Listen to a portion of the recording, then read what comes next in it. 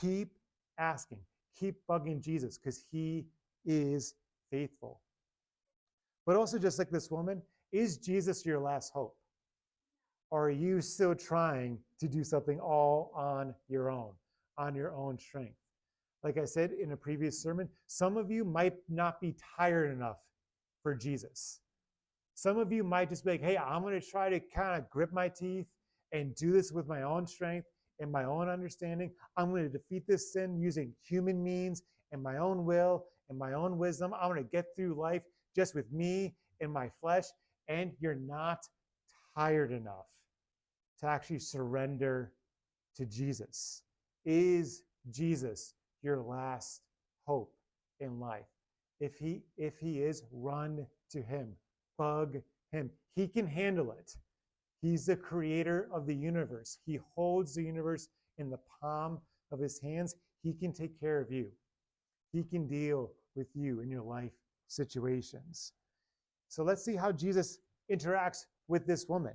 He says a strange thing.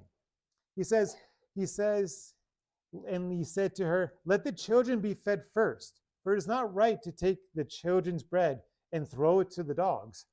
What does that mean? So Jesus is on purpose putting an obstacle, like an obstacle course, in front of this woman. He's testing the woman to see where she's at for her own good, for her own development spiritually. And Jesus does this all the time. Scripture does this to us. Scripture was supposed to be read, as we've talked about in the scripture class, over and over and over. You're not supposed to understand the Bible the first time you read it. You're not supposed to master the Bible. The Bible is supposed to master you.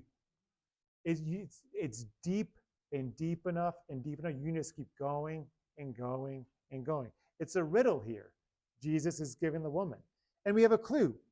Jesus says, let the children be fed first, and then the dogs. Well, who are children and who are dogs? Well, in the Bible, God's people, the Jewish people, are identified as children, and everyone else is considered sometimes called a dog, which might sound very mean, very like children and animals. You're calling non-Jewish people animals, Jesus, like a stray dog. Like what this is offensive, Jesus. Why are you saying this?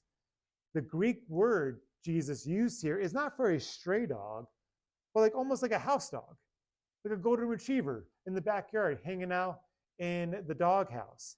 It's that kind of dog, which again, it's another riddle.